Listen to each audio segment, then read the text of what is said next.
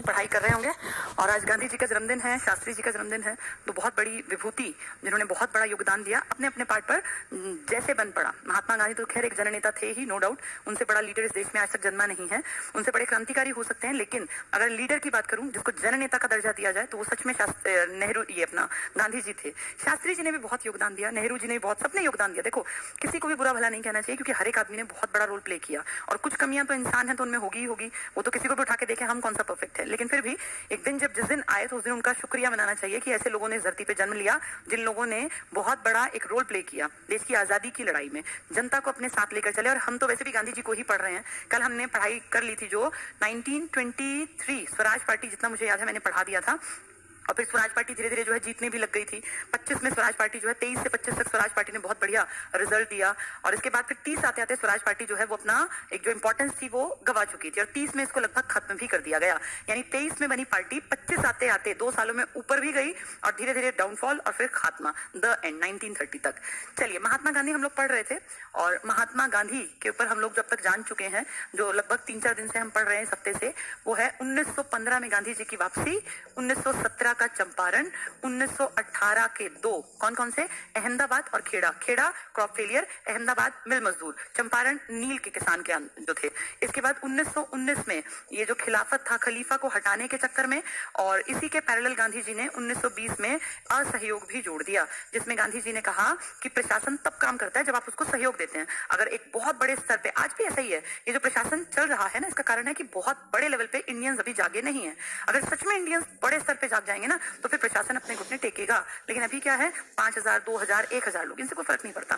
जिस दिन इंडिया में करोड़ों लोगों को समझ आ जाएगी ना कि पुलिस गलत करती है, प्रशासन गलत करता है या राजनेता गलत करते हैं, और जब इतनी बड़ी भीड़ अपने अधिकारों की डिमांड करेगी सड़कों पर या प्रदर्शन करेगी या विरोध जताएगी, तब फिर फर्क पड़ेगा। अभी क्या है, मुट्ठी भर 10 लोग 20 लोग पुलिस आएगी, मारेगी, पीटेगी, भगा देगी, पुलिस हावी हो जाएगी किसी के ऊपर भी, क्योंकि 1000-2000 को काबू करना बहुत छोटी बात है। किसानों के आंदोलन से अच्छा एग्जाम्पल मैं क्या दूं, काफी सारे थे ना, लेकिन फिर भी देखो पुलिस ने दबा दिया। कारण इतने नहीं थे कि पुलिस बल से ज्यादा होते। इस देश में इतनी पुलिस थोड़ी है जितनी आबादी है। जिस दिन आबादी जाग गई उस दिन पुलिस के प्रशासन जो है ना वो सब बहुत छोटा और बौना दिखेगा। ऐसा हुआ था बहुत बार जब हम लोग जागे थे, तो गांधी जी ने कहा कि सहयोग ही मत करो, इन अंग्रेजों के साथ सहयोग मत करो, अपने आप इनकी अकड़ ठिकाने आ जाएगी, और ऐसा होता भी। लेकिन 1922 में चौरा-चौरी हत्याकांड में 22 पुलिस वालों को जिंदा जला देना, हिंसा की घटना को अंजाम देने के कारण महात्मा गांधी ने कहा ये आंदोलन में वापस लेता हूं।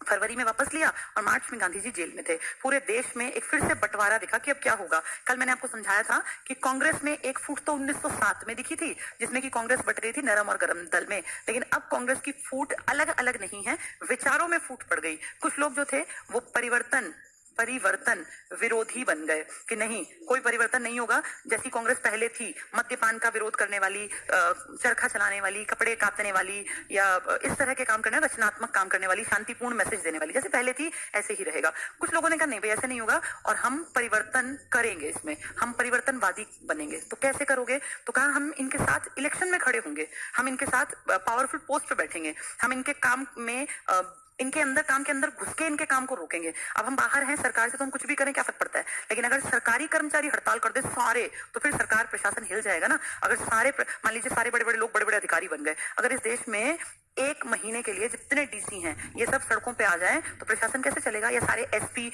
या डीएसपी, तो नहीं बनेगी ना बात। तो यही कहा कि हम पहले एक अच्छी स्टेज हासिल करें और फिर खिलाएं कि भैया देखो हम काम नहीं करेंगे, प्रशासन में बैठ के अपनी पावर का यूज करेंगे। अगर आप बाहर हैं करते रहो प्रदर्शन, किसी का क्या बिगड़ना है। अब आप स्टूडेंट हैं, आप प्रदर्शन करेंगे तो सरकार पे क्या असर आएगा, कुछ असर नहीं आएगा क्योंकि उसका काम थोड़ी रुका। लेकिन जब ये सफाई कर्मचारी काम रोक के और सड़कों पे बैठ जाते हैं तो सरकार के होश फाख्ता हो जाते हैं, फिर बड़े बड़े लोग आते हैं इनको मनाने। क्यों, क्योंकि सड़कें अगर गंदी पड़ी रहेंगी तो 1-2 दिन, 4 दिन, 6 दिन में सड़ जाएगा पूरा भारत, अगर ये काम ना करे। तो ये तरीका होता है कि पावर हासिल करके और फिर काम को रोको। बिना पावर के काम को रोकोगे तो फिर उन पर असर नहीं पड़ेगा। तो महात्मा, ये जो परिवर्तनवादी थे ना, इनका कहना था पहले एक अच्छी जगह पहुंचो, इनके साथ इलेक्शन में, इनकी विधान परिषद में बैठो और फिर इनका काम रुकवाओ, तब देखना ये कैसे सीधे होते हैं। इन्होंने कहा कोई जरूरत नहीं इलेक्शन की, अपने रचनात्मक कार्य करते रहो। तो विचारधाराएं अलग, लेकिन अब परिवर्तनवादी समझदार हैं क्योंकि वो जानते हैं कि गरम ने गलती क्या की थी, विचारधारा अलग होते ही अलग हो गए थे, फिर न पैसा मिला न पावर यूज कर पाए। इसीलिए परिवर्तनवादियों ने कहा कि हम कांग्रेस से अलग नहीं है, हम कांग्रेस में रह के काम करेंगे। भैया कांग्रेस का छत्र छाया नहीं होगी तो तुम्हें कौन पूछेगा। तो अब ये दोनों साथ रह के काम कर रहे हैं। इनका कहना है कि ऐसे काम करो जिसमें तुम्हें पावर मिले पहले, और फिर उस पावर में जाके इन अंग्रेजों के काम में बाधा डालो, क्योंकि तुम पावर में बैठे हो ना, तुम बाधा डाल दो। ये तरीका। इन्होंने कहा हमें पावर और कुछ नहीं चाहिए, ना हम इलेक्शन में लड़ेंगे, हम तो भैया रचनात्मक कार्य करेंगे, क्रिएटिव वर्क करेंगे, हम इस तरह के छोटे मोटे काम जिससे कि हमारे समाज का उत्थान हो, विकास हो, इसके ऊपर काम करेंगे। तो विचारधाराएं अलग हैं, लेकिन ये लोग समझदार हैं और कांग्रेस से हटे नहीं, कांग्रेस का ही पार्ट बन गए। फिर इन्होंने इनको भी राजी कर लिया। इन्होंने कहा तुम पहले इस बात को मानो कि हमारे काम ठीक है। तो इन्होंने कहा बिल्कुल जी, हम तो मान गए आपके रचनात्मक कार्य बहुत अच्छा है, लेकिन हम एक्स्ट्रा काम भी करेंगे। आपके काम तो मान ही गए, हम एक्स्ट्रा काम भी करेंगे। फिर धीरे धीरे इन लोगों ने गांधी जी तो इनके साथ थे ना, गांधी जी से भी परमिशन ले ली कि हम इलेक्शन में हिस्सा ले लें। गांधी जी अगर आप कहे तो हम कोई भी हिंसात्मक कार्यवाही नहीं करेंगे, गलत नहीं करेंगे, भ्रष्टाचार नहीं फैलाएंगे, हम सिर्फ पावर में आना चाहते हैं और पावर में आके हम तरीके से सलीके से इनके सामने अपनी बात को रखेंगे। हम कुछ भी ऐसा नहीं करेंगे जिससे कि कांग्रेस का नाम खराब हो। तो गांधी जी ने भी और बाकी जो पुराने लीडर्स थे इन्होंने कह दिया ठीक है, काम करो, कांग्रेस का ही पार्ट बने रहे। और इसी के तहत एक नया दल बना जिसका नाम था स्वराज दल या स्वराज पार्टी। इसका नाम पूरा जानते हो? कांग्रेस खिलाफत स्वराज दल। कांग्रेस खिलाफत स्वराज दल, यानी कांग्रेस की छत्र छाया में है ये दल। और इस दल ने रिजल्ट दिया क्योंकि 1925 में जब असेंबली इलेक्शन हुए, इलेक्शन तो तब होते थे ना, तो उसमें इनके जो विठल दास पटेल थे, विठल भाई पटेल जिनको कहते हैं, वो जीत कर आए, वो अध्यक्ष के पद तक पहुंचे। तो बड़ी बात थी कि अब ये पावर में आ गए और पावर में बाधा डाल के काम रुकवाना बहुत आसान है और अंग्रेजों को फील करवाना कि देखो तुम गलत कर रहे हो, ये मोमबत्ती बनाते जा रहे हैं और ये शराब की दुकानों पर धरने दे रहे हो, कौन सुन रहा है, किसी को क्या फर्क पड़ रहा है, तुम ये काम करो ना करो। वो समझदारी का काम कर रहे हैं, लेकिन वो छत्र छाया में कांग्रेस की में है। ठीक है, मैंने कल ये बताया था। इनके साथ साथ एक नई विचारधारा जो पहले गर्म दल की थी, उस तरह की विचारधारा पनपी जो क्या कर रहे हैं, क्रांतिकारी परिवर्तन लाना चाहते हैं। अब क्रांतिकारी भी डिवाइडेड है। कैसे? एक क्रांतिकारियों का कहना है कि भैया आक्रामक बनो, मारो पकड़ो इन अंग्रेजों को, जहां मिल जाए इनको उड़ा दो। भगत सिंह टाइप के जो लोग थे कि क्यों ना बदला लें, इन्होंने गलत किया तो हम भी इनको मारेंगे। और दूसरे क्या थे? दूसरे थे शांत प्रकृति के क्रांतिकारी हैं, लेकिन वो बिलीव करते हैं कि लोगों को पर्चे बांटो, इनमें इस तरह की भाषा यूज करो जिससे कि लोगों के मन में गुस्सा भरे, लोगों को पर्चों के माध्यम से उकसाओ अंग्रेजों के प्रति, उनके मन में ये भरो कि तुम्हारे देश को लूट रहे हैं, तुम्हारे देश को गरीब कर रहे हैं, यानी लोगों के मन में क्रांति पैदा करो। इनका कहना था मन की क्रांति छोड़ के और आक्रामक रुख लो, मारो इन लोगों को, जो मिले, जो गलत करता मिले तुरंत मारो उसको। तो आक्रामक भी हैं और शांत टाइप के हैं, वो भी क्रांतिकारी, वो भी चाहते हैं देश आजाद हो और वो भी इस तरह के काम कर। पर्चों की जो भाषा है ना, वो इस तरह की है कि अंग्रेजी बैन कर देते हैं इनके पर्चों को कि अच्छा ऐसा लिख लिख के लोगों को उकसाएंगे। मैंने उधम सिंह जी का आपको एक बहुत बढ़िया लेक्चर लिया था यूट्यूब पे, तो बताया था कि उधम सिंह जी ने कैसे चालाकी की, अपने मामा के घर गए, गदर पार्टी ने जब काम दिया ना कि तुझे ऐसे करना है, तो अपने मामा के घर गए और वहां पे जो है लड्डू बांटने लग गए उनके मामा। तो ऐसे पैम्फलेट थे उनके पास जिनकी भाषा बहुत उकसाने वाली थी लोगों को कि भाई लोग जो है वो उससे भर जाए कि हमें देश आजाद कराना है। और जानबूझ के लड्डू बांटने के नीचे जो कागज रखा ना, बोले कागज में देंगे, उस कागज में वो सारे पर्चे बांट दिए। तो कुछ उस तरह के क्रांतिकारी थे, कुछ आक्रामक। फाइनल इन दोनों के खिलाफ थी पुलिस। ठीक है, तो क्या हुआ, अब देश एक तरह से अलग अलग हिस्सों में बटा हुआ है। कोई क्रांतिकारी बन गया, कोई आक्रामक क्रांतिकारी बन गया, कोई परिवर्तनवादी बन गया, कोई परिवर्तन विरोधी, यानी देश का डिवीजन हो गया। और इसीलिए आप देखिए 1922 से लेके 1927 तक देश में एक बिखराव की स्थिति फील की जाती है कि कुछ इस तरह का है ही नहीं। गांधी भी एक्टिव नहीं है इस टाइम पर, एक बिखराव है, राजनीतिक बिखराव, विचारधाराओं का बिखराव, और हर कोई अपने हिसाब से क्रांति की कोशिश, आजादी की कोशिश या समाज को अच्छा बनाने की कोशिश कर रहा है। यूनिटी नहीं है, और जहां बिखराव होगा ना वहां रिजल्ट नहीं आएगा। अगर आप चाहते हैं रिजल्ट मिले तो आपको यूनाइट होना पड़ेगा, आपको इकट्ठे होना पड़ेगा, ये सच्चाई है। अभी भी आप देखिए, अगर आप लोग अलग अलग मुद्दों के लिए लड़ते रहेंगे, कोई लड़ेगा कि मुझे HSSC के खिलाफ काम करना है, कोई कह रहा है मुझे राजस्थान सरकार के खिलाफ काम करना है, कोई मुझे भारत सरकार, तो फर्क ही नहीं पड़ेगा। आप इकट्ठे होकर पहले एक टारगेट बनाइए, फिर दूसरा टारगेट, फिर तीसरा टारगेट। आज हरियाणा में बड़े स्तर पे ट्वीट करने के लिए हम लोगों ने कल भी अपील की, लगातार सब लोग कह रहे हैं। आज 2 अक्टूबर है, सुबह मेरे ख्याल 10 बजे से स्टार्ट होना, पता नहीं 8 बजे से और 10 बजे से ट्वीट करना स्टार्ट कर दो। जितने लोग भी सुन रहे हो, ट्वीट करना नहीं आता तो ट्विटर अकाउंट कैसे बनाते हैं इसके लिए वीडियोस मिल जाएंगे आपको। इसको जाके ट्विटर अकाउंट अपना बना लो, जैसे आपने ये व्हाट्सएप और फेसबुक चला रखे हैं ना, ऐसे ही बहुत आसान तरीके से, और फिर वहां जाके ट्वीट कर दो। बार बार लिखना, वो जो बताया गया है, बार बार लिंक में बताया गया, ये तुम्हारे फायदे के लिए, किसी और का फायदा नहीं होना। जब सब लोग इकट्ठे होते हैं ना तो रिजल्ट आते हैं, क्योंकि यूनिटी में ताकत होती है। अब यहाँ हमारा बिखराव है 22 से लेकर 27 तक, और इस बिखराव के ही कारण अंग्रेजों का हम कुछ बिगाड़ ही नहीं पाए। और देखते देखते पता नहीं कैसे 5 साल बीत गए। 22 में गांधी जी ने रोका था चौरा चौरी के बाद, 23, 24, 25, 26, 27 बीत गए, कुछ नहीं किया हमने, कोई बड़ा स्टेप नहीं लिया। हम दुखी हैं, परेशान हैं, तो हम आराम से बैठे हुए हैं कि ठीक है भैया, चल रहा है जो चल रहा है, हमें क्या दिक्कत, हम क्या कर सकते हैं। बेचारगी का एहसास। 5 साल काट दिया अपने गुलामी में बिना कुछ स्टेप लिए, क्योंकि जैसे अब आप लोग हैं, बहुत सारे लोग बेरोजगार हैं, पिछले 4-5 सालों से ढंग से नौकरियां नहीं निकली हैं, लेकिन उतनी नहीं जितनी निकलनी चाहिए थी। किसी किसी डिपार्टमेंट में 9-9, 10-10 साल से नौकरियां नहीं आई, लेकिन लोग क्या सोच रहे हैं, हम क्या करें, हाथ पे हाथ रख के बैठे रहे। ये बिखरा बिखराव के कारण होता है ऐसा, क्योंकि आप लोगों में यूनिटी नहीं है। यूनिटी हो ना और टारगेट एक हो, अपना विकास करना, अपने हक की लड़ाई लड़ना, तो फिर दिक्कत नहीं आएगी। तो यहाँ बिखराव देखा गया और ये बिखराव शुक्र है एक ऐसा कमीशन बना जिसने वापस सबको एक बनाया, और वो था साइमन कमीशन। जॉन साइमन नाम का एक आदमी था जिसको इसका अध्यक्ष बनाया गया। ये नवंबर 1927 में इंग्लैंड में, लंदन में, ब्रिटेन में, यूके में कहा गया कि कमीशन जाएगा इंडिया। ये क्यों जाएगा जी? इसमें 7 सदस्य होंगे, सातों अंग्रेज, गोरी चमड़ी के अंग्रेज, और ये जाएगा ये देखने के लिए कि 1919 में 2 आदमी, मॉन्टेग्यू भारत का सचिव था जो लंदन में रहता था महारानी ब्रिटेन के अंडर, और चेम्सफोर्ड भारत का वाइसराय था। तो ये देखने के लिए आने वाले हैं 7 अंग्रेज कि 1919 के भारत जो अधिनियम आया था ना, भारत का अधिनियम, मॉन्टेग्यू चेम्सफोर्ड सुधार जिसको हम कह देते हैं, इसमें इसकी नीतियां कितनी ठीक हैं और किस हिसाब से उसमें काम हुआ है। यानी 1919 या असफलता का पता लगाने के लिए नवंबर 1927 है। 1927 में एक कमीशन नियुक्त किया जाता है अंग्रेजों के थ्रू, और क्योंकि जॉन साइमन उसके अध्यक्ष हैं तो उसका नाम क्या दे दिया गया? Simon commission. इसकी नियुक्ति की गई नवंबर 1927 में। दिसंबर 1928 में हम सब लोगों ने एक सेशन किया अपने कांग्रेस का, और सब लोगों ने एक सिरे से कहा, चाहे वो परिवर्तनवादी थे, चाहे वो परिवर्तन विरोधी थे, चाहे वो क्रांतिकारी थे, सबने अपने अपने पार्ट पे कहा हम इसके खिलाफ है, हम साइमन कमीशन को आने नहीं देंगे। और आ गया तो हम उसके बाद उसको बोलने का मौका ही नहीं देंगे। वो जाके जनसभाएं करेगा ना, हम बोलने का मौका नहीं देंगे, बाइकआउट करेंगे। ये सब एक साथ हो गए वापस से। जो बिखराव था ना, विचारधाराएं अलग अलग, अब वो वापस से एक छत्र छाया में आ गया।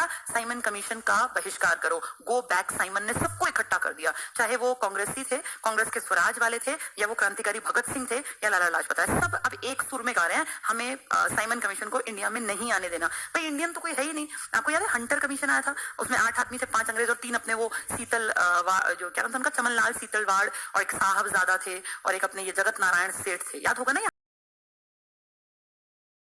और नेहरू, मोतीलाल नेहरू ने तहकीकात समिति बनाई थी जो कुछ भी नहीं कर पाई थी। अब उससे भी बुरा हाल है क्योंकि अब तो एक भी इंडियन नहीं है। तब कम से कम 3 इंडियन थे, तब भी झूठी रिपोर्ट बनी। अब तो 7 अंग्रेज आएंगे, तो ये हमें पहले से पता है कि कुछ नेगेटिव लिखेंगे, इसलिए हमने गो बैक साइमन के नारे, इसका बहिष्कार सबने मिलकर कहा। अपने आप चाहे हम कितने ही लड़े, लेकिन विदेशियों के सामने तो हम एक हैं, हमारे क्रांतिकारी भी, हमारे कांग्रेसी भी, हमारा स्वराज दल भी। इसीलिए इस बिखराव को खत्म कर दिया साइमन कमीशन के आगमन ने। अब वापस से सब लोग एक हो गए, और जैसे ही ये कमीशन आया, नवंबर में तो इसकी नियुक्ति हुई, दिसंबर में हमने ये फाइनल डिसीजन कि हम इसका बहिष्कार करेंगे। ये फरवरी 1928 में इंडिया पहुंचा। पानी के जहाज में बैठ के आते थे, जैसे ही उतरा गो बैक साइमन, जहां उतरे ना वहां ढेर भीड़ खड़ी थी, काले पट्टे अपने ये हाथों पे वो बना के, बैंड जैसे वो नहीं बैंड टाइप का पहन लेते हैं, काले झंडे, गो बैक साइमन। कांग्रेसी भी उसमें, और अलग अलग पार्टियों के, हिंदू महासभा, चाहे सब लोगों ने इसका बहिष्कार किया, हर एक ने, कि भाई ये तो गलत है। मुस्लिम लीग की अगर बात करूं तो मुस्लिम लीग के 2 धड़े बने, एक ने बहिष्कार किया और एक ने इसको कहा कि ठीक है चलने दो, हमें क्या मतलब है। उन्होंने ना की ना की, पर कांग्रेस ने बड़े स्तर पर, जन नेता जो थे हर लेवल पर, उन सबने इसका बहिष्कार किया। फरवरी 1928 में साइमन कमीशन आया, गो बैक साइमन के नारे लगे, बहिष्कार हुआ, पर ये बेशर्म थे, ये आगे आते रहे, इनको कोई फर्क नहीं पड़ा, इनको लगा इंडियंस का काम है। और ये ऐसे चलते चलते जब ये आए थे, तो ये आए थे पानी के जहाज से इस इलाके में, फिर यहाँ से ये अपना रूट तय करते करते करते करते लाहौर पहुंच गए। और लाहौर की घटना आप सबको जबानी याद होगी, मुझे बताने की जरूरत नहीं है, सिर्फ एक बार आइडिया दे दूं। लाहौर में ही तो थे भगत सिंह, इनकी पूरी मंडली, और कांग्रेस के भी लीडर्स, और यहीं पर थे लाला लाजपत राय जो लीड कर रहे थे, क्योंकि बड़े क्रांतिकारी नेता थे, पहले गरम दल के बड़े नेता, और लाला जी ही इकलौते गरम दल के नेता हैं जिनको की कांग्रेस का अध्यक्ष भी बनाया गया था 1920 में कलकत्ता सेशन में। तो ये बड़ी बात थी, और यहाँ की बड़ी भीड़ को लाहौर में लीड कर रहे थे लाला लाजपत राय। लाला जी के ऊपर लाठी चार्ज हुआ, और ये सब प्लान तरीके से किया गया, ये सबको दिख रहा था। अंग्रेज भी जानते थे कि बहुत बड़ा लीडर है, बड़े लीडर को हाथ लगाना बड़ा मुश्किल होता है, क्योंकि उसके पीछे बहुत बड़ी जनता होती है। जैसे किसी भी छोटे मोटे कार्यकर्ता को मारो पीटो फर्क नहीं पड़ता, लेकिन बड़े लीडर से थोड़ा सा ना ये प्रशासन भी दूर रहता है, क्योंकि उनको दिखता है कि इसके पीछे बैक है, इसके पीछे पावर है। लेकिन हमारे लाला जी की इतनी भी वैल्यू नहीं थी अंग्रेजों की नजरों में कि लाठियों से पीट पीट कर, इनको ये दिख रहा था कि मर जाएगा, बुढ़ा आदमी है, एज है, इतना मारा, गुम चोट लगी, सिर के अंदर ब्लीडिंग, अंदर ही अंदर, वैसे पता नहीं चला, बाहर नहीं दिखा। ऐसे कहते हैं पेट में, कमर पे ऐसी लाठियां पड़ी कि इंटरनल पेट में भी ब्लीडिंग स्टार्ट हो गई, अंदर ही अंदर जो है कोई ना कोई ऑर्गन इतना ज्यादा, जैसे इस तरह से मारा गया कि जहां लाठी लग रही है, और उसके 10-15 दिन तक वो परेशान रहे, तड़पते रहे, और उसके बाद उनकी डेथ हो गई। लाला जी की तो उम्र तो हो ही गई थी, उस एज में थोड़ी इस तरह से प्रहार करना बड़े लीडर पर, ये बेहद शर्मनाक था। इससे ये भी दिखता है कि उनको कांग्रेस की भी कोई इज्जत नहीं थी। कांग्रेस के ही लीडर थे लाला जी, 1920 में वो अध्यक्ष बने थे। तो लाला जी के साथ जो व्यवहार किया साइमन कमीशन का बहिष्कार करते टाइम, ये किया था स्कॉट वहां का हेड था। स्कॉट जो था वो कमीशन मतलब बड़े रैंक पर था, सुपरिटेंडेंट ऑफ पुलिस होता है ना, तो सबसे बड़े रैंक पर। स्कॉट की इस गलती को अंग्रेजों ने माना तो है ही, उनको क्या फर्क पड़ता है। हमारी कांग्रेस जिसके की इतने बड़े लीडर हेड रहे हैं, जिसने की अधिवेशन का अध्यक्ष बना आया था, लाला जी की डेथ के बाद कांग्रेस ने चुप्पी साध ली, कोई कुछ नहीं, कोई कार्यवाही नहीं। ये भी नहीं कि अंग्रेजों को कम से कम ये तो कहते हैं तुमने इतने बड़े लीडर पे कैसे हाथ उठाया। ठीक है, गलत तुम्हें लगता है कर रहे थे, तुम कुछ उसको चेतावनी दे देते, कुछ कह देते। ये थोड़ी था कि इतने बड़े लीडर पे तुम ऐसे लाठीचार्ज करवा दोगे। वो कोई आम कार्यकर्ता नहीं था, वो इस देश का एक बड़ा लीडर था। जैसे गांधी इंपॉर्टेंट था, ऐसे लाला जी भी इंपॉर्टेंट थे। तो दोनों बड़े बड़े, गांधी जी को लाठी थोड़ी पड़ी कभी भी, ना नेहरू को ना मोतीलाल नेहरू को। तो फिर इनके ऊपर लाठी पर कैसे कर दिया? जब इतना बड़ा लीडर है ये, तो इनकी रिस्पेक्ट रखने की जिम्मेदारी थी ना ये। और ये कोई छोटी बात तो थी नहीं कि लाला जी पे प्रहार, लेकिन कांग्रेस ने चुप्पी साध ली। ये बेइज्जती लगी क्रांतिकारियों को कि अगर कांग्रेस को अपनी बेइज्जती नहीं लगती तो कांग्रेस जाए भाड़ में, और इसका बदला लेंगे हम, क्योंकि हम अपना हीरो मानते हैं लाला जी को। क्रांतिकारी लाला जी से बहुत इंप्रेस थे। लाला जी ने 1907 में विरोध कर रखा था कांग्रेस के गलत नीतियों का, 1905 के बंगाल विभाजन का, 1906 में जो गड़बड़ हुई, तो लाला जी तो हर एक टाइम पे उनके खिलाफ बोले थे। कांग्रेस ने जहां जहां गलत किया, लाला जी सामने आए। लाला लाजपत राय ने हर जगह सही को सही बोला और गलत को गलत। एक टीचर के रूप में भी काम किया, अखबार में, मतलब सब काम किए थे देश के विकास के लिए, देश की उन्नति के लिए, देश की आजादी की लड़ाई में। और उस आदमी को तुम्हारे सामने, आंखों के सामने मार दिया, वो तुम्हें कोई फर्क नहीं पड़ा। तुम चुप्पी ऐसे साध गए जैसे कुछ हुआ ही नहीं। इतना बड़ा क्रांतिकारी लीडर, इतना बड़ा अध्यक्ष के रूप में जिसने काम किया, वो मार दिया गया और कांग्रेस ने कुछ नहीं बोला अंग्रेजी सरकार को। ये बेइज्जती क्रांतिकारियों से सहन नहीं हुई और क्रांतिकारियों में भगत सिंह आगे आए और उन्होंने कहा मैं इस चीज का बदला लूंगा। मैं इस चीज को पचा नहीं पा रहा कि हमारे लाला जी को किसी ने ऐसे लाठियों से पिट पिट के मार दिया और हम चुप बैठे रहे। ये कितना गलत है और ये जवाब देना जरूरी है, नहीं तो ये तो और सिर पे चढ़ जाएंगे, कल ये किसी और बड़े लीडर को मार देंगे अगर हमने इसका बदला नहीं लिया। और यही कारण था कि भगत सिंह ने अपने साथियों को, आजाद भी तो थे ना कवर देने में, अपने साथियों को साथ लिया, क्योंकि भगत सिंह उसको बाय फेस नहीं जानते थे जिसने ये काम किया। और फिर देखो तुमने लेजेंड ऑफ भगत सिंह देखी हो कि कैसे पुलिस थाने के सामने आके वो क्रांतिकारी जो अपना कुर्ता पजामा पहन के साइकिल खराब होने की एक्टिंग करते हैं कि साइकिल की चेन उतर गई और साइकिल को ठीक करने के लिए वहां बैठ जाता है कि कब वो निकलेगा। वो जानता था कि कौन है इनमें से अफसर, और जैसे ही वो निकलेगा मैं एक रुमाल गिरा दूंगा। और भगत सिंह पेड़ के पीछे छिपे हुए थे अपनी पिस्टल लेके कि जैसे ही रुमाल गिरेगा तो जो भी बाहर आएगा मुझे भाग के उसको शूट करना, भाग जाना है, पकड़ा थोड़ी जाना, भागना था। और जैसे वो भागेंगे तो उनके पीछे पुलिस वाले भागेंगे, तो उस टाइम पे फिर कवर देंगे बीच में आजाद आके कि तुम भाई ये तो रुक जाओ नहीं तो मैं गोली मार दूंगा। तो उस टाइम पे जैसे ही उसने देखा स्कॉट सामने से आया, अब जो ये पुलिस स्टेशन था ये ऐसे एल शेप में था, यहाँ रूम बहुत सारे रूम थे ऐसे ऐसे करके। तो जैसे वो वहां से निकला तो यहाँ से साइकिल पे बैठे हुए आदमी ने देखा निकल आया स्कॉट, तो आएगा तो 1-1.5 मिनट में बाहर तक आ जाएगा, तो उसने रुमाल गिरा दिया। वो चलता जा रहा था, बाय चांस इस कमरे में से सैंडर्स निकल आया। कहते हैं जिसकी आई हो उसको कौन टाल सकता है, इसकी मौत आई हुई थी। तो ये सैंडर्स निकला, उसके आगे चल पड़ा, ये स्कॉट पीछे सैंडर्स आगे, तब तक वो रुमाल गिर चुका था। तो भगत सिंह अलर्ट कि भाई जैसे ही जो आएगा मुझे शूट करना है, वो तुरंत एकदम भागा, भगत सिंह एकदम भागे और वो जैसे ही बाहर आया पहला आदमी उन्होंने उसको शूट कर दिया। तब तक इतना टाइम नहीं मिला कि वो बता पाता कि इसके पीछे वाला है, क्योंकि ऐसे कानाफूसी करना पॉसिबल नहीं होता ना क्रांतिकारियों को। वो साइकिल वाला थोड़ी वहां से भागे, उसको दिखाना कि मुझे क्या पता, मैं तो एक आम आदमी हूँ। तो भगत सिंह ने जो सबसे पहले निकला उसी को मार दिया, वो स्कॉट था। फिर लेकिन बाद में मार दिया तो मार दिया, ठीक है, जैसा ये गोरा वैसी वो गोरा, हमारे ऊपर क्या असर पड़ना है। तो वो वहां से भागे, उनको कवर दिया आजाद ने, फाइनली वो वहां से भाग गए और रातों रात एकदम से सिक्योरिटी टाइट कर दी गई कि ऐसे ऐसे मार के भागे हैं और इनका बदला लेना, पकड़ने ये क्रांतिकारी। तो वो जो पूरा उन्होंने भेष बदला, वो अपने मूवी में सारा कुछ देखा हुआ है। ये 1900 कब की घटनाएं हैं, 1928 में ये कमीशन आया है और 1928 के ही अक्टूबर में लाला लाजपत राय एक्सपायर हुए हैं और फिर इनकी मौत का बदला लिया गया। तो 1927-28 में वापस सब चीजें एक हो गई हैं, यानी कांग्रेस भी काम कर रही है और इसके अलग अलग दल भी, लेकिन अब फिर क्रांतिकारी इनसे गुस्से में है। क्रांतिकारी ना बहुत जल्दी गुस्से में आते थे, गलत को गलत कहते, अगर कोई नहीं कहता ना तो वो चिढ़ते थे कि भाई गलत को गलत क्यों नहीं कहते। अब लाला जी को मारा, साइमन कमीशन में सब साथ थे, तुम खुद देखो भगत सिंह भी तो वहीं प्रेजेंट थे जहां लाला जी को लाठियां पड़ रही थी और ये कांग्रेस ने कहा था कि विरोध करना है। तो कांग्रेस की बात मान के क्रांतिकारी भी सड़कों पे थे कि Simon go back, Simon go back, Simon. यानी क्रांतिकारी कांग्रेस से जलते नहीं थे, वो कांग्रेस की हर अच्छी चीज में साथ खड़े हो जाते थे कि अगर ये ठीक कह रहे हैं तो हम इनके साथ हैं। लेकिन वो इस बात से चिढ़ते थे कि कांग्रेस गलत को गलत क्यों नहीं कहती। अगर लाला जी को मार दिया, लाला जी को इतना लाठीचार्ज के अंदर इतना मारा गया तो इसको कांग्रेस ने क्यों नहीं कहा। इस बात से उनकी कांग्रेस से कभी निपटी नहीं थी। खैर अब फिर से अलग अलग फिर बंटवारा हो गया इस सब के कारण, क्रांतिकारियों ने अपना अलग से काम करना शुरू कर दिया। अब 19 जो हम घटनाएं पढ़ रहे हैं, देखो 27 में 28 में हमने पढ़ लिया, अब आया 1929 में धीरे धीरे करके क्रांतिकारी फेमस होते जाने लग रहे थे। धीरे धीरे क्रांतिकारी जो है ये प्रसिद्धि पा रहे हैं, सब खुश हैं, सबको पता चल गया कि ठीक है भैया ये क्रांतिकारी जो है ये गलत को गलत कहते हैं और अगर जरूरत पड़े तो अंग्रेजों को मार भी देते हैं। नौजवान सारे लड़के ना क्रांतिकारियों के प्रति उनके मन में एक इज्जत पैदा होने लग गई। वो गांधी के और कांग्रेस से कटाव फील करने लग गए, कह सकती ये तो कहीं ना कहीं चाटुकार है इनके, और भगत सिंह के वो फैन होने लग गए कि ये लड़का ठीक है। इनकी ये जो ये थी ना Hindustan socialist Republican association, HSRA, सब लोग इसकी तरफ झुकने लग गए धीरे धीरे धीरे। फिर इसी दौर में पब्लिक सेफ्टी बिल के नाम पे कुछ इस तरह की गलत नीतियां बनाने की अंग्रेजों ने कोशिश की, जिसका विरोध करने के लिए भगत सिंह खुद और बटुकेश्वर दत्त ये दोनों पहुंचे असेंबली में, जहां पे कि वो बिल पास किया जाना था। उसमें इंडियंस भी बैठते थे, उसमें अंग्रेज भी बैठते थे जो चुन के आते थे। तो असेंबली में बम फेंकने का प्लान बनाया, और आप अच्छी तरह जानते हैं कि इस बम को फेंकने के पीछे किसी को मारना नहीं था। ये बम जानबूझ के देख के पहले से कि कहाँ आदमी नहीं बैठे वहां फेंका जाएगा, और हम लोग वहां पे अपने देश के प्रति नारे लगाएंगे, लॉन्ग लिव रिवोल्यूशन, यानी क्रांति अमर रहे।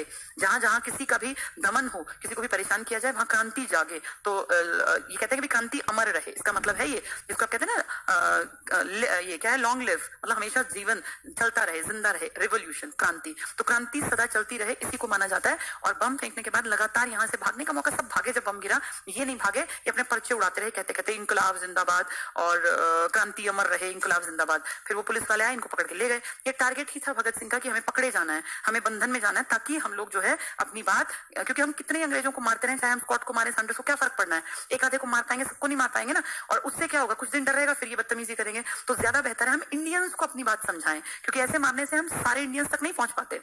और इंडियंस को अपनी बात हम कब समझा पाएंगे, जब हमारी बातें अखबार लिखेंगे, क्योंकि हम कोई अमीर तो है नहीं। अभी क्रांतिकारी ना, पैसे की बहुत किल्लत थी। इसी दौर में एक काकोरी कांड भी आपने सुना होगा, मैंने वो सब यूट्यूब पे पढ़ाया हुआ है। काकोरी कांड, काकोरी रेल घटना जिसको हम कह देते हैं ना, ये काकोरी स्टेशन पे जब एक ट्रेन गुजर रही थी, तो उस ट्रेन में सरकारी खजाना जाता था। सरकारी मतलब हमारा था बेसिकली वो, लेकिन अंग्रेजों ने वो था ना कि भाई हमारा है ये। अब यहाँ पे जैसी रुकी, यहाँ तक जाना था, तो यहीं पे इन्होंने सरकारी खजाने वाली ट्रेन को लूट लिया, उसमें तो भारी भारी बक्से उठा लिए। लेकिन बाद में फिर वो सारे पकड़े गए। कुछ जैसे आजाद टाइप के जो तेज लड़के थे वो तो बच गए, लेकिन बहुत सारे पकड़े गए। फिर कुछ को काला पानी की सजा, कुछ को फांसी की सजा। फाइनली एक बहुत अच्छा ग्रुप जो था, जो बन रहा था, वो टूट गया था। ये पुरानी घटना है जिसका जिक्र मैंने कई बार यूट्यूब पे भी किया है। 1924 में बना था HRA, हिंदुस्तान रिपब्लिकन एसोसिएशन। आजाद ने बहुत बड़ा रोल प्ले किया था इसमें, और इसी ने 1925 में पैसे के लिए काकोरी में खजाना लूटा था। लूटने की कोशिश की थी कि भाई क्रांतिकारियों को पैसा तो चाहिए ना, बंदूक कहां से लाएंगे, बंदूक, पिस्तौल, ये सब चीजें, अपनी बातें दूसरों तक पहुंचानी है, प्रेस लगानी पड़ेगी, अखबार छापने पड़ेंगे, पोस्टर छापने पड़ेंगे।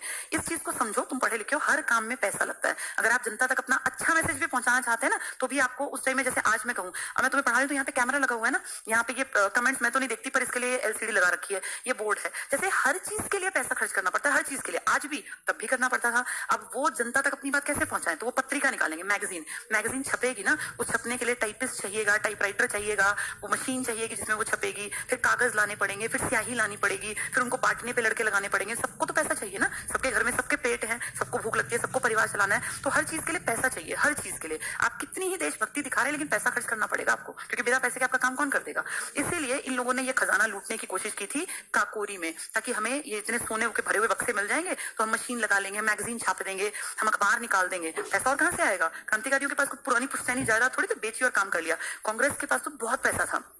उस टाइम की कांग्रेस को बहुत सारे धनी परिवारों ने दान दे रखा था, कोई उस टाइम 1 करोड़ देता, कोई 50 लाख देता उस टाइम पर। तो बहुत अमीर संस्था थी कांग्रेस। कांग्रेस को कोई टेंशन नहीं कि अखबार कहां से छपेंगे, मैगजीन कैसे छपेगी, मशीन, एक मशीन खराब, तुरंत पैसा है, उनका कोष था पूरा, निकाला और 10 नई मशीनें मंगवा ली। लेकिन क्रांतिकारियों के पास पैसा थोड़ी था, ये तो बेचारे लूटपाट करके ही, और अंग्रेजों से लूटेंगे, इंडियन से थोड़ी लूट लेंगे ये, तो इसलिए इनको बड़ी दिक्कत आती थी। भगत सिंह ने ये जो असेंबली में बम फेंका था 1929 में, इसका टारगेट सिर्फ और सिर्फ बहरी सरकार के कानों तक अपनी आवाज पहुंचाना था, किसी को मारना नहीं था। धीरे धीरे जब ये सब किया इन्होंने, तो अखबारों में आने लगे, वो पत्रकार आते हैं, हाँ जी आप क्या चाहते हैं, कैसी आजादी, कैसी बातें करते हैं, तो खुल के बोलते कि हम चाहते हैं कि हर नौजवान युवा वर्ग जागे, वो पूछे सरकार की सरकार क्या कर रही है, ये कांग्रेस क्या कर रही है। लोग जो, भगत सिंह हमेशा क्या कहते थे कि इंडियंस का वैचारिक जो पक्ष है ना, ये दिमाग वाला, ये कमजोर है, कारण हम लोग चीजों को समझने की कोशिश ही नहीं करते। एक आदमी ने कुछ कह दिया, उसी को मान लेते हैं। हमेशा भगत सिंह की एक दलील थी कि इंडिया आजाद क्यों नहीं होता है, मुट्ठी भर अंग्रेज इतनी बड़ी आबादी पे कैसे राज कर सकते हैं। 1.5 लाख अंग्रेज थे और 40 करोड़ हम। उनको सोचो, 1.5 लाख आदमियों को अगर पीटने भी लगे ना कोई, तो 40 करोड़ बहुत बड़ी आबादी है। लेकिन उन सब के सामने हमारी क्यों करते थे। हमारी क्रांति की सबसे बड़ी कमजोरी थी, हम वैचारिक रूप से सबल नहीं थे, और जहां वैचारिक सबलता नहीं होती वहां आदमी कुछ नहीं कर सकता, क्योंकि विचारों के कारण ही अंग्रेजों ने हमारे दिमाग में ये ठूस दिया कि तुम बेवकूफ हो, अनपढ़ हो, तुम्हें कुछ नहीं आता, तुम्हारी कोई सभ्यता नहीं, तुम्हें बैठने की तमीज नहीं, तुम्हें खाने की तमीज नहीं। जबकि वर्ल्ड की सबसे बढ़िया सभ्यता हमारे यहाँ थी। हड़प्पा की बराबरी में दुनिया में एक सभ्यता नहीं थी, एक भी। चाहे यूरोप की सभ्यता पढ़ लो उठा के, या मेसोपोटामिया की पढ़ लो, या चाइना की पढ़ लो, ये सब पिछड़े हुए थे हड़प्पा काल में। तो अगर हम उस टाइम पे सब कुछ सीख सकते थे, तो अब तो उस बात को हजारों साल बीत के हम अब एडवांस क्यों नहीं बन सकते थे? क्योंकि दिमाग में ठूस दिया कि तुम बेवकूफ हो, तुम्हारा कोई कल्चर नहीं है, तुम्हें कोई समझ नहीं है, तुम्हें खाने की अकल नहीं, तुम्हें बैठने की अकल नहीं।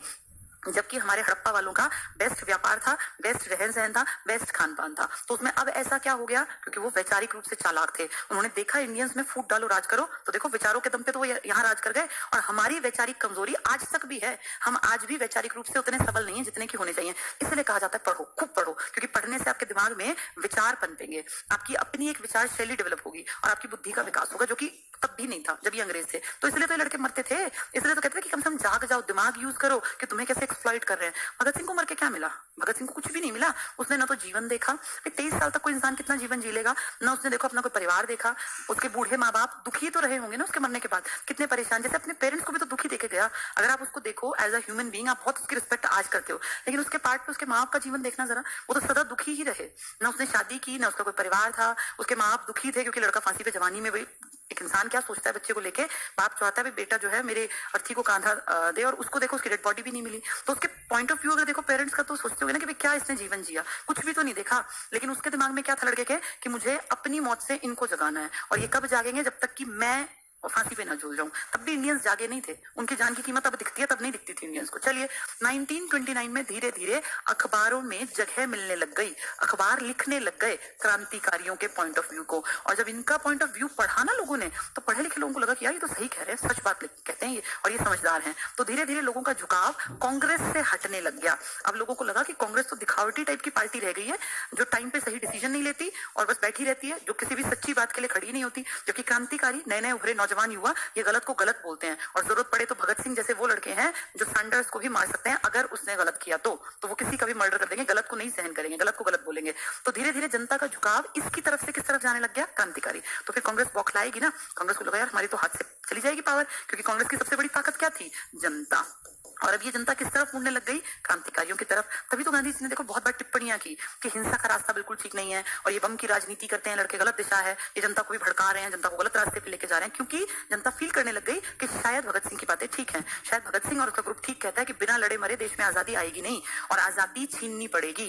अब जनता जब इस तरफ झुकेगी तो कांग्रेस के कान खड़े हुए कि अगर जनता का झुकाव इनकी तरफ हो गया तो रास्ता बदल जाएगी जनता। और जनता ऐसी ही होती है, जनता का नहीं पता कब उसके दिमाग में क्या, जब भीड़ है जैसा दिमाग हो गया उस तरफ चल पड़ेगी। तो फिर कांग्रेस को एक हथियार इस्तेमाल करना पड़ा, जिसको हम कहते हैं, कांग्रेस ने नारा दिया पूर्ण स्वराज का, कि भैया अब हम भी कम नहीं है, हमें कम मत समझो, हम पूरी तरह से अपना राज लाके रहेंगे, हम आजादी लेकर रहेंगे। कांग्रेस जो है पैरेलल आ रही है। अब क्रांतिकारी जिस बात को बहुत सालों से कह रहे हैं, अब ये आ गए कि हाँ हमें भी पूर्ण स्वराज चाहिए, ताकि जनता इनकी तरफ भी अट्रैक्ट हो। इस दौर में एक और चीज साइड में हुई है, उसके बारे में भी सुन लो। जब ये साइमन कमीशन आया था ना, तो हम सब विरोध कर रहे थे, सब लोग। साइमन कमीशन के विरोध के टाइम एक आदमी था अंग्रेजों में, मतलब बड़ा आदमी था, उसने कहा ठीक है तुम विरोध करते हो, मान लिया तुम्हारी बात कि तुम बड़े समझदार हो, हमें कह रहा है मजाक उड़ा के। तो कहता है कि एक काम करो, तुम अपना एक ऐसा संविधान लिखो, अपने अपने देश के लिए कोई ऐसा लॉ एंड ऑर्डर बना के दिखाओ जरा, जिसमें कि तुम्हारे सारे इंडियंस खुश हों।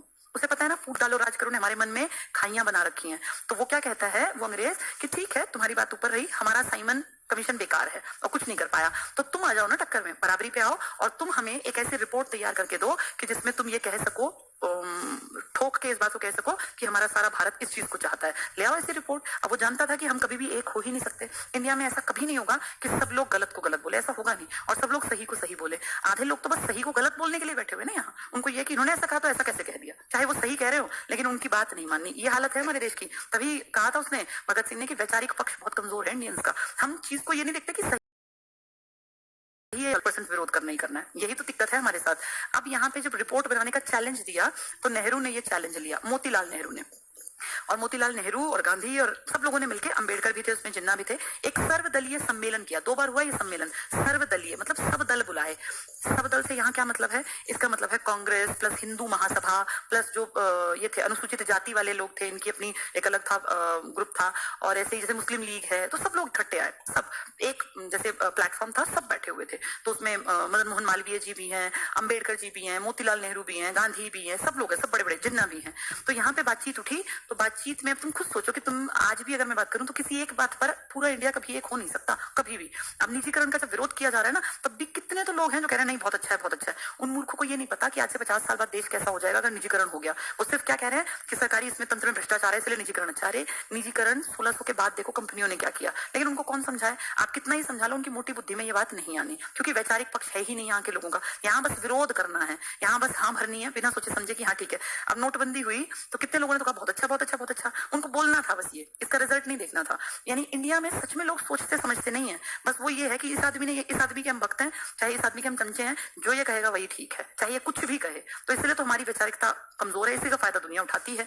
तो नेहरू जो है मोतीलाल नेहरू अध्यक्ष बने और सब दलों की एक बैठक हुई। इस सर्वदलीय बैठक में कहा गया नेहरू एक रिपोर्ट तैयार करे। नेहरू मतलब मोतीलाल नेहरू ने एक रिपोर्ट दी जिसको नाम दिया जाता है नेहरू रिपोर्ट। इस नेहरू रिपोर्ट के बारे में सुन लो। इसमें 3 चीजों का ध्यान रखा गया, 3 का क्या कई चीजों का ध्यान रखा गया। लेकिन इस रिपोर्ट से बहुत ज्यादा नाखुश हुए जिन्ना। उन्होंने कहा हमारा तो तुमने ध्यान नहीं रखा, तुमने मुसलमानों के लिए तो कुछ किया ही नहीं। नेहरू रिपोर्ट से जिन्ना दुखी है, नेहरू रिपोर्ट से अंबेडकर भी खुश नहीं है। तो सोचो उस आदमी ने जो चैलेंज दिया था कि ठीक है साइमन गलत है, मान लिया तुम बहुत हीरो हो, तुम समझदार हो इंडियंस, तो बना लो अपनी रिपोर्ट और सारे एक रिपोर्ट बना के दे देना। तो देख लो हो गई ना वही बात। वो जानता था ये बात कि जो भी रिपोर्ट बनेगी उससे अगर जिन्ना बनाएंगे तो नेहरू खुश नहीं होंगे, नेहरू ने बनाई तो जिन्ना खुश नहीं, अंबेडकर बनाएंगे तो जिन्ना एंटी हो जाएंगे, या ये इकट्ठे कभी होंगे ही नहीं। ये बात अंग्रेज अच्छी तरह जानते थे, इसलिए ये चैलेंज था। खैर हमने फाइनली इनको और इनको छोड़ते हुए अपनी नेहरू रिपोर्ट को कांग्रेस में पेश कर दिया और कांग्रेस ने कहा हाँ ठीक है ये बहुत बढ़िया रिपोर्ट है। और इस रिपोर्ट में जिन्ना क्या कह रहे थे मैं आपको बता दूं, जिन्ना क्यों खुश नहीं थे। जिन्ना का कहना था कि भैया हमें टोटल इंडिया की 1/3 सीट दो, टोटल इंडिया की 1/3। तो गांधी और नेहरू ने कहा कि 1/3 तो तुम्हारी टोटल आबादी भी नहीं है, इतनी सीटें लेके क्या करोगे? और जब तुम्हारी आबादी इतनी कम है तो जितनी सीटें होंगी भाई जितनी आबादी उसी के हिसाब से सीट मिलनी चाहिए ना। अब यूपी की 80 सीटें हैं, हरियाणा कहते मैं भी 80 बनाऊंगा एमपी, तो ये गलत होगा ना, लॉजिकली ठीक नहीं है। तो यही कहा कि भाई तुम 1/3 सीट पे कैसे बैठ जाओगे, तुम तो कुल आबादी का एक छोटा सा प्रतिशत हो। चलो एक बात, फिर देखना अपनी बात कैसे काटी जिन्ना ने। ये किसके लिए? ये मुसलमानों के लिए, स्पेशल मुसलमानों के लिए 1/3 सीट दो पूरे केंद्रीय विधानमंडल में, जो कि लॉजिकली ठीक नहीं है। इसका मतलब सीटें भाई मुसलमान उस टाइम पे थे हार्डली 9-10%, 9% आदमियों को 33% सीट कैसे मिल जाएंगी? तो फिर जो और लोग हैं उनको तो तुम मतलब सब लोग ऐसे सीटें मांगने लग गए, तो फाइनली फिर देश में सीटें कहां बचेंगी? जो सबसे बड़ी कम्युनिटी है उसकी सीट तो बच जाएंगी चंद, और बाकी फिर सिखों को भी सीट चाहिए, फिर ईसाइयों को भी सीट चाहिए, फिर यहूदियों को भी सीट चाहिए, फिर बौद्धों को भी। तो इस तरह तो बड़ा गड़बड़ हो जाएगी ना, तुम अकेले थोड़ी हो, ढेर है यहाँ पे। इसके अलावा इन्होंने क्या कहा, ये तो हम लेंगे ही लेंगे देश में, इसके अलावा हमें बंगाल में आधी सीट चाहिए, आधी, और पंजाब में। तो देखो जरा तुम इनको, बंगाल और पंजाब में हम कितनी लेंगे? आधी। क्यों लेंगे हम आधी? क्योंकि इन दोनों इलाकों में हमारी जनसंख्या ज्यादा है। अगर जनसंख्या ज्यादा है तो ले लो सीट दे देंगे। फिर यहाँ तो तुम्हारी जनसंख्या नहीं है, यहाँ क्यों 33% की डिमांड कर रहे हो? मतलब दोनों बातों में अपनी बात ऊपर रखी कि टोटल पूरे देश की में से 1/3 लेंगे, और जो हमारे इलाके जहाँ हमारी जनसंख्या ज्यादा है, ये पंजाब मतलब पाकिस्तान वाला भी पंजाब था, वहां भी सीटें ज्यादा लेंगे, और इसमें बंगाल मतलब बांग्लादेश, यहाँ भी सीटें। तो अपना लॉजिक क्या दे रहे हैं कि इन दोनों इलाकों में हमारी जनसंख्या ज्यादा है, ले लो सीट ज्यादा, कोई दिक्कत नहीं। भारत में तुम्हारी जनसंख्या कम है तो कम सीट ले लो, नहीं वहां हमें 1/3 चाहिए। यानी अपनी बात की काट कर रहे हैं ना, तो इस बात से कोई खुश होगा ही नहीं। तो ये ऑब्वियस सी बात है कि ऐसी चीज को कौन, अपनी चीजों में तो तुम्हें जनसंख्या को हम देख लें कि भाई तुम्हारी जनसंख्या ज्यादा, आधी सीटें तुम्हें दे दें। फिर हम यहाँ जनसंख्या क्यों ना देखें कि देश में तुम्हारी जनसंख्या कम है, देश में तुम्हें सीटें चाहिए 33%, वहां कह रहे हैं जनसंख्या की बात नहीं करनी, और अपने इलाके में कह रहे हैं जनसंख्या मेन है। तो ऐसे इलॉजिकल चीज थोड़ी चलेगी। तो नेहरू रिपोर्ट से फाइनली कोई खुश नहीं था। फिर भी नेहरू रिपोर्ट कांग्रेस में पेश की गई और कांग्रेस ने इसको पारित भी कर दिया। अपनी देखो हमारी कमियां, पारित कर दिया, लोग खुश नहीं है फिर भी पारित कर दिया। पारित करके 1928 में मोतीलाल नेहरू अध्यक्ष थे। मोतीलाल नेहरू, कांग्रेस की मीटिंग हुई और इन्होंने कहा हम अंग्रेज सरकार को 1 साल का टाइम दे रहे हैं, इस 1 साल में जो इस रिपोर्ट में लिखा है उसको मान लो, नहीं तो फिर हम लोग पूर्ण स्वराज की बात करेंगे, फिर हमें कम मत समझना। मतलब कितनी इलॉजिकल बात है ये, तुम्हें सुन के भी लग रहा होगा कि सरकार हंसेगी और इनकी बात नहीं मानेगी, क्योंकि इनकी बात खुद इनके भाई बंधु मुसलमान नहीं मान रहे, इनकी बात खुद इनके SC ST नहीं मान रहे जो देश का हिस्सा है, तो अंग्रेज मान लेंगे तुम्हारी बात? ये तो कॉमन सेंस है, अंग्रेज नहीं सुनेंगे, उनको तो मौका मिलेगा बोलने का कि और बना लो रिपोर्ट अपनी। इस नेहरू रिपोर्ट पे कोई कार्यवाही नहीं होनी थी, ये पहले से ही पता था, ना ही हुई। 1929 में हमने कहा अंग्रेजों को, कहा कि देखो तुम्हें कहा था ना पिछले साल कार्यवाही कर दो, तुमने नहीं की, इसलिए अब हमें चाहिए पूर्ण स्वराज। कितनी बेवकूफी भरी दलील थी कि तुमने कार्यवाही नहीं की, पहले से पता था इनको भी कि इस पे कोई कार्यवाही नहीं करने वाला। खैर अब क्रांतिकारियों के पैरेलल में कुछ तो करना था। क्रांतिकारियों से लोग इंप्रेस हो रहे थे क्योंकि वो आजादी की बातें कर रहे थे, वो चेंज लाने की बातें कर रहे थे। भगत सिंह जो है वो जेल में बंद हो चुके थे और भगत सिंह के लगातार फॉलोअर्स बढ़ते जा रहे थे, फैन फॉलोइंग बढ़ती जा रही थी। तो फिर कांग्रेस को पीछे नहीं रहना था, अब कांग्रेस को ऐसी दलील देनी है कि दुनिया उसकी तरफ अट्रैक्ट हो। तो वो क्या शब्द ढूंढ के लाए कि हमें कुछ नहीं चाहिए। तो फिर लोगों को लगा अरे कांग्रेस भी पूर्ण स्वराज आजादी की बातें कर रही है, तो लोग कांग्रेस की तरफ भी कहीं ना कहीं वो एक स्टैंड उनका बन गया। इस पूर्ण स्वराज के लिए बहुत ज्यादा लंबा चौड़ा एग्जाम में खूब आता है। ये हुआ 31 दिसंबर 1929 को लाहौर में रावी नदी के तट पर रात में 12 बजे, यानी सुबह हो गई अगली, तो 31 के बाद 1 जनवरी रात के 12 बजे इस नदी के तट पर इकट्ठे बैठे और डिसीजन लिया गया कि अगला साल तो आ ही गया क्योंकि 31 दिसंबर है, अगले साल 26 जनवरी को 1930 को हम स्वाधीनता दिवस मनाएंगे। सांकेतिक एक संकेत देंगे, सांकेतिक स्वाधीनता दिवस। स्वाधीन होता है अपने खुद के अधीन यानी आजाद, तो सांकेतिक है, ये सिंबॉलिक है बस, असली नहीं। और 26 जनवरी को हम आजादी की दिवस मनाना स्टार्ट कर देंगे। 1930 में हमने पहली बार दिखावटी आजादी मनाई और हर साल मनाई। 17 साल तक हम 26 जनवरी को हर साल आजादी मनाते, दिखावटी। अंग्रेज क्या करते, हमें पकड़ते, पीटते, मारते, हम नारेबाजी करते और फिर वो हमें जेलों में बंद करते, 2-4 दिन खूब डंडे बरसाते, फिर छोड़ देते। उनको पता था हर 26 जनवरी को इंडियंस को ही करना है, हमें भी पता था कि हर 26 जनवरी को उन्हें हमें पीटना है, फिर भी हम आजादी के दिवस मनाएंगे। तो ये सांकेतिक स्वाधीनता दिवस पहली बार कब मनाया गया? 26 जनवरी 1930 को। कहाँ डिसीजन लिया? लाहौर में। किस नदी के तट पर? रावी नदी। क्या डेट थी? 31 दिसंबर 1929 को। पंडित जवाहरलाल नेहरू इसके अध्यक्ष थे। ठीक है, उम्मीद करती हूँ ये टॉपिक समझ में आ गया होगा। यानी आज हम लोगों ने 1922 के बाद चौरा चौरी कल पढ़ा दिया था, स्वराज कल पढ़ाया था, 1929 तक के भारत की तस्वीर देखी, जिसमें शुरू में बिखराव दिखा। 1922 के बाद चौरा चौरी हत्याकांड के बाद, कांग्रेस का डिसीजन, गांधी के डिसीजन के बाद पूरी तरह से बिखरी कांग्रेस, और कांग्रेस में ही एक नई पार्टी बनी, स्वराज पार्टी। स्वराज पार्टी ने कहा हम इलेक्शन में हिस्सा लेके पावर गेन करेंगे, उस पावर का यूज करके इन अंग्रेजों के काम को रुकवाएंगे, इनके ऊपर दबाव बनाएंगे, लेकिन हम कांग्रेस से अलग नहीं होंगे। तो कांग्रेस का दूसरा विभाजन है, ये असलियत में बटे नहीं है लेकिन विचारधारा अलग है कांग्रेस के अंदर ही अंदर। इसी के पैरेलल क्रांतिकारी अब जन्म ले चुके हैं और 1923 में क्रांतिकारी के ये जो सभा बनी 24 में, HRA, हिंदुस्तान रिपब्लिकन एसोसिएशन, जिसमें बहुत बड़ा नाम था आजाद का और ढेरों नाम थे, सचिन नाथ सान्याल और बहुत सारे नाम थे। ये सब मैंने आपको यूट्यूब पे पढ़ाया हुआ है। फिर उस संस्था ने कैसे पैसा इकट्ठा किया 1925 में काकोरी रेल को लूट के, और फिर कैसे 27 में साइमन कमीशन वापस जाओ ने वापस सबको एक कर दिया। उस एक छत्र कांग्रेस के नीचे भगत सिंह भी थे, उसी के नीचे आजाद, सब लोग थे। सबका कहना था गो बैक साइमन, लेकिन साइमन के कारण जो लाला जी की मौत हुई उसका बदला लेने के लिए कोई सामने नहीं आया और चुप्पी साध गई कांग्रेस, जिस कारण क्रांतिकारी फिर से इनसे अलग हुए कि भैया ये इस लायक नहीं है कि हम इनकी चीजों में आए, क्योंकि इनको किसी चीज की कदर ही नहीं है। और इसलिए भगत सिंह ने बदला लिया सैंडर्स हत्याकांड को अंजाम देके, और फिर पब्लिक सेफ्टी बिल के जो वहां पे पास कर रहे थे कुछ कुछ कह के, और इंडियंस को बेवकूफ बनाने का काम करते थे, तो बम फेंक के केंद्रीय असेंबली में 29 में, और अपनी खुद की गिरफ्तारी भी चाहते तो भाग जाते। और उस गिरफ्तारी के बाद रोज अखबारों में भगत सिंह के विचार छपने लगे, जिनको पढ़ पढ़ के लोग जो है वो उत्सुक होने लगे कि ये तो बहुत अच्छा लड़का है, बहुत समझदारी भरी बातें करता है, इतना जवान लड़का लेकिन कितनी समझदारी है।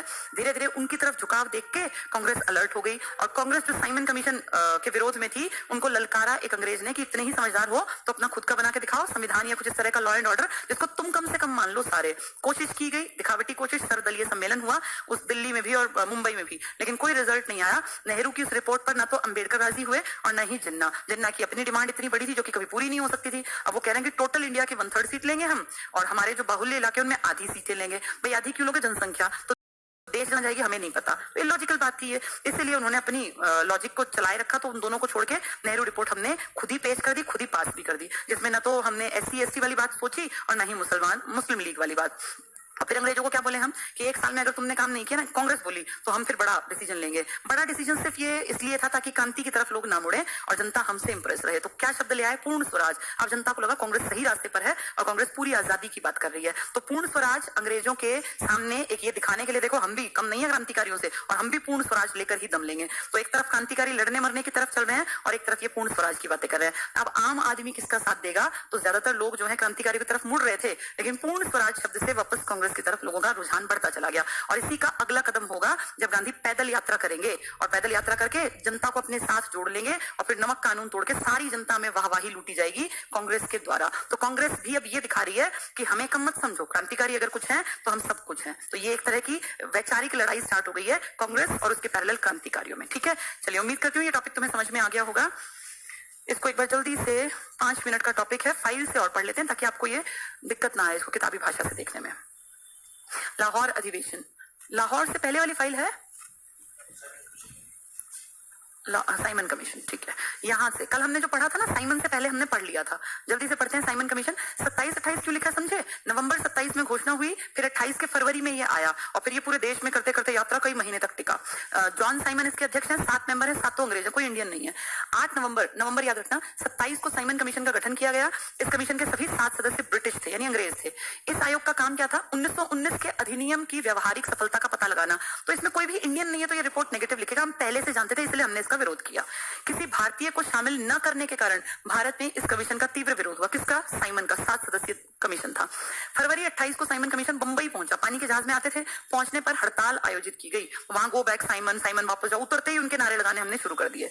नेक्स्ट, लाहौर में साइमन कमीशन का विरोध करते हुए पुलिस की लाठी से लाला लाजपत राय घायल हुए, जिनकी बाद में 28 में ही मृत्यु हो गई। 27 में साइमन कमीशन की नियुक्ति हुई, 28 के फरवरी में आया, अक्टूबर के आसपास इनकी डेथ हुई। इस पुलिस कार्यवाही का नेतृत्व सैंडर्स कर रहा था। एक्चुअल में ये स्कॉट था, मारना स्कॉट को था, पर सैंडर्स की किस्मत में मौत लिखी थी, ये उसके सामने आ गया और मारा गया सैंडर्स। भगत सिंह ने मारा था इसको। नेहरू रिपोर्ट, क्या बोले अंग्रेज? तुम अपनी रिपोर्ट बनाओ जिसमें तुम सब एक हो। वो जानते थे कि हम एक हो नहीं सकते। 28 में नेहरू रिपोर्ट, मोतीलाल नेहरू के सर अली इमाम थे, यानी मुस्लिम, तेज बहादुर सप्रू जो कि तीनों आरटीसी में जाएंगे, मंगल सिंह, सुभाष चंद्र बोस, अब ये भी एक्टिव हो गए, एनएम जोशी ये थे जिसने संविधान के सिद्धांतों को निर्धारित किया। नेहरू रिपोर्ट 28 अगस्त 28 को प्रकाशित हुई। इसमें डोमिनियन स्टेट्स केंद्र में द्विसदनात्मक व्यवस्था और प्रांतीय स्वायत्ता को स्वीकृति दी गई। मुस्लिम लीग ने नेहरू रिपोर्ट को खारिज कर दिया। क्यों? क्योंकि मुस्लिम लीग चाहती थी कि हमें 1/3 देश में मिल जाए स्थान और आधे आधे ले ले हम बंगाल और पंजाब में। सिख समुदाय भी संतुष्ट नहीं था। सबको संतुष्ट तुम आज भी नहीं कर सकते। तुम आज भी एक बात कहोगे ना, कोई भी चाहे कोई कहे, उसके विरोधी तुरंत पैदा हो जाएंगे। आज इससे बढ़िया एग्जाम्पल क्या दें? मैं कल भी देख रही थी, कई लोगों की पोस्ट जो उस लड़की को लेकर थी वो भी नेगेटिव थी। मतलब इस देश में ये हालत है कि किसी एक मुद्दे पर, चाहे वो सही हो, कुछ लोगों को तो बुराई करनी ही करनी है। वो सोचते हैं हमारा जन्म सिद्ध अधिकार है, हम इसके खिलाफ बोलेंगे ही बोलेंगे नेगेटिव। तो यहाँ तब भी ऐसे ही थे, अब भी ऐसे ही, तभी तो हम आगे नहीं बढ़ पाते। जिन्ना फॉर्मूला, जिन्ना क्या फॉर्मूला देंगे? आधी सीट दे दो हमें, ये फॉर्मूला देंगे। नेहरू रिपोर्ट के समानांतर जिन्ना ने एक 14 सूत्री फॉर्मूला तैयार किया। 14 बातें बताई इन्होंने, मैंने आपको बेस बता दिया। देखो, नेहरू रिपोर्ट में मुसलमानों को पृथक निर्वाचन मंडल देने से मना कर दिया। नेहरू वाले क्या बोले? हम देंगे नहीं तुम्हें, अलग से निर्वाचन हम नहीं देंगे। तो इस बात पे तो चिढ़ना ही था उनको। जिन्ना फॉर्मूले में पृथक निर्वाचक मंडल के स्थान पर केंद्रीय सदन यानी नेशनल लेवल पर 1/3 स्थान मांगे और पंजाब और बंगाल यानी बांग्लादेश और पाकिस्तान का पंजाब में 50% आरक्षण मुसलमानों को देने की बात रखी। तो कितनी गलत डिमांड है ना। जैसे तुम खुद सोचो, ये डिमांड ठीक है क्या भाई? 1/3 आज भी नहीं है आपके देश में मुसलमान। उस टाइम पर मुसलमानों की टोटल जनसंख्या बहुत कम थी। मैं ये नहीं कह रही कि मुसलमान ना मांगे, सीटें मांगे, अपनी जनसंख्या के एवज में उनको मिलना चाहिए आरक्षण, लेकिन आधी सीटें, आधी वहां जहां जनसंख्या ज्यादा। और पूरे देश में है तो 7-8% थे उस टाइम पर। बहुत सारे मुसलमान तो कहते हमें इंडिया में ही रहना है, हमें आरक्षण चाहिए ही नहीं, हम मुस्लिम लीग के साथ है ही नहीं। तो उनको तो हम इंडियंस गिनेंगे ना, उनको हम थोड़ी मुसलमान गिनेंगे वैसे वाले। तो ये तो, और जो बहुत सारे तो इंडियन मुसलमान हैं जो इंडिया से अलग जाने नहीं चाहते, उनको हम वो कह ही नहीं रहे कि हमें आरक्षण दो। ये वो लोग हैं जो कह रहे हैं कि पाकिस्तान बनाओ। बाकी बहुत सारे मुसलमान तो इंडिया के पक्षधर थे, उन्होंने ये कहा हम इंडिया में पैदा हुए, इंडिया में ही मरेंगे। और ऐसे लोग नहीं गए, मौका था तब भी नहीं गए। वो इंडिया के लिए उनके मन में था कि ये हमारा देश है, हम यही मरेंगे। तो ये कितनी बड़ी बात है कि बहुत सारे मुसलमान इंडिया के साथ थे। फिर बाहर दौली तो मैंने अभी नहीं पढ़ाया आपको, ठीक है, ये हुआ। अब लाहौर, बस ये लास्ट है आज का। लाहौर अधिवेशन 1929 में लाहौर में कांग्रेस का वार्षिक अधिवेशन आयोजित हुआ। इसकी अध्यक्षता जवाहरलाल नेहरू ने की। 31 दिसंबर 29 को रावी नदी के तट पर तिरंगा झंडा फहराया, जो कि मैंने आपको एक्सप्लेन कर दिया। नेक्स्ट, कांग्रेस के लाहौर अधिवेशन में नेहरू रिपोर्ट को पूरी तरह निरस्त। आप खुद ही बोले हमें नेहरू रिपोर्ट नहीं चाहिए। क्यों? क्योंकि हमने 1 साल दिया था, उस 1 साल में 28 से 29 में कांग्रेस कह रही है कि तुमने कुछ नहीं किया अंग्रेजों को, तो हमने ही वो रिपोर्ट निरस्त कर दी, अपने आप निरस्त कर दी। इस अधिवेशन में पूर्ण स्वराज, वेरी इंपॉर्टेंट, को कांग्रेस का अंतिम लक्ष्य निर्धारित किया गया। 26 जनवरी 1930 को स्वतंत्रता दिवस मनाने का प्रस्ताव पारित किया गया। गांधी जी को सविनय अवज्ञा आंदोलन, जो नमक कानून जो मैं कल बताऊंगी, चलाने के लिए नेतृत्व प्रदान किया गया।